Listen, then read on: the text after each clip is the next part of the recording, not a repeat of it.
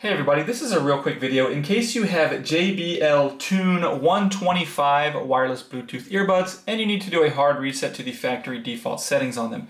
You're going to want to do this reset for one of two reasons. The first one is troubleshooting in case these earbuds are not working for any reason, whether they're not connecting to your phone or not pairing with your Bluetooth device, or if the left earbud's not working or the right earbud is not working, so you're only getting sound out of one ear.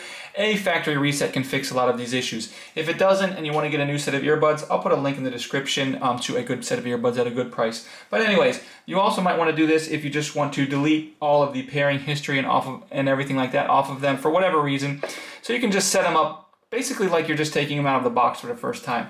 All you need to do if you want to do this is put them in the case as shown here and make sure they're charging, they're seated properly, and they're charging. Once we have that, we're just going to come and we're going to press and hold the button on the right earbud for 5 seconds.